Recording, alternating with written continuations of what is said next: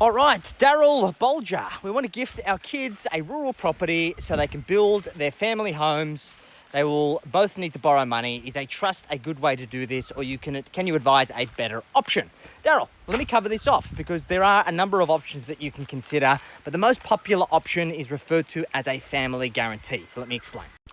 Now, a couple of ways to consider doing this is that for some people, they want to gift their children the property or the deposit, and depending on your current circumstances, what you're looking to do, then essentially there's a couple of ways that you can structure this. The most common is the family guarantee, which I will cover off in this video. So for some people who want to gift their children the money, or they want to buy the properties and essentially pass them on to their children, that's typically done through a family trust. And the reason for that is because they want their children to be able to use that asset, and they don't want to have to worry about transferring that asset in the future. So the family trust will buy it. The children will get access to that property. They are beneficiaries of the family trust, and as part of your estate planning and succession strategy, then they will have the ability to control that asset and then pass it on to future generations. So this is a very common use for a family trust. However, for many people, they don't necessarily have the financial means, the liquid cash, to be able to just buy properties and give them to their children. They aspire to do these things, however, they may not be in the position to do so. So the alternative option is to gift your children the deposit. So give them the leg up, give them the opportunity to buy it. You can still do that through the family trust if you want to have control over that asset, or you can just gift them the money directly and they buy the property in their own name. Now, the more common option is a family guarantee. And this is on the basis that most people have a significant amount of equity in their existing family home, and they want to treat their kids fairly. And they want to make sure they can teach their kids about personal responsibility, and they don't necessarily want to give them handouts. So a family guarantee loan is essentially you use your principal place of residence as security, and essentially you utilize that in order to secure against the deposit that your kids may not have been able to fully save, okay? And essentially, let's say for argument's sake that their home is going to be worth $1 million. You can secure the deposit for $200,000 plus the stamp duty, so let's call it $250,000. That is secured against your principal place of residence. That loan is actually in your children's name, so they need to pay the loan, they need to service that debt, and then the remaining 80% of the loan, or the $800,000, they would obviously need to get a loan for that as well, but that is secured against the asset that they are buying or building, okay? So essentially, they're going to have $1.05 million of debt that they're going to need to service, and essentially what will happen in the family guarantee situation is that you provide the security. We typically structure this as two separate loans. So there'll be a loan for $250, a loan for $800, and essentially we focus on paying down the $250 loan first. And as a mechanism of paying down that loan and hopefully the property that they acquire appreciating in value, that we aim to have that family guarantee removed at the first possible opportunity. Historically, across our client bases, that takes a few years, okay? Now, what are the risks associated with this? Well, the risks are that, let's say, God forbid, your children have this debt, and for whatever reason, they stop paying the debt. They default on the debt, okay? The property needs to be sold. And if the property is sold for less than the combination of those two loans, so in this case, $1.05 million, then essentially you are on the hook for the difference, and you would need to pay that difference out, and essentially that's the extent of your liability on the family guarantee portion of the loan, okay?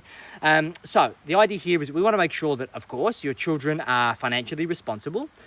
What many of our clients do is that they say, hey, look, I'm not going to just give you the full family guarantee without you showing that you can save some money. So, hey, what can you get them to do to demonstrate that they can save some money? Is it 50 grand? Is it 100 grand? Whatever that might be. Of course, the more that they can contribute, the less your family guarantee portion is, which means the less your risk exposure.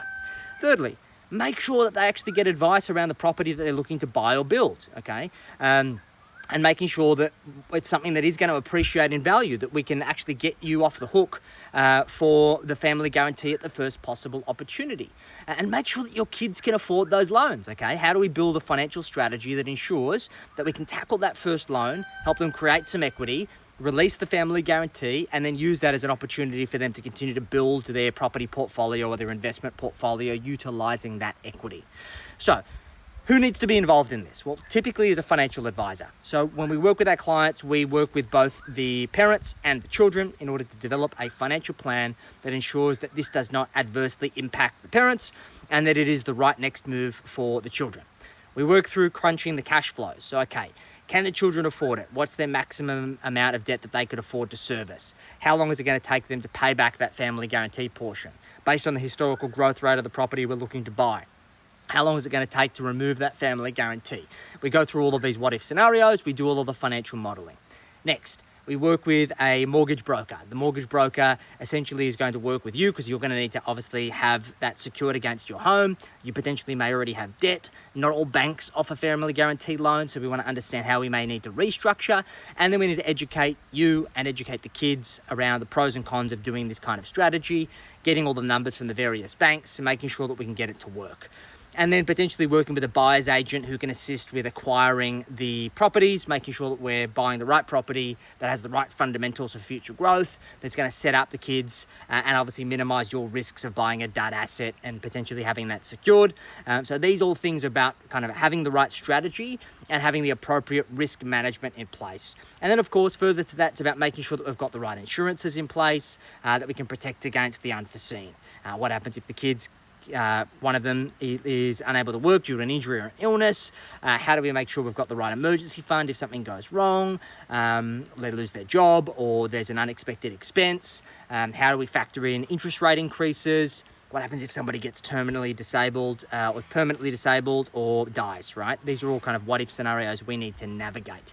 So this corp forms part of a really great wealth strategy, and it's a phenomenal way for you to help your kids get a foot onto the property ladder because it's really difficult for them to save that deposit. It ensures that you don't necessarily have to fork out cash and sacrifice your own wealth building strategy. And it also allows you to have a adjusted amount of risk associated with giving them that leg up. So it's a really great strategy. A lot of people use it. Of course, this is general advice and this is going to depend on the specifics of your situation. So make sure you engage a financial advisor. If it's something that we can help, jump in the link in my bio and happy to assist. We do a lot of these kinds of things and it's a very popular strategy. So feel free to reach out. Hope this helps.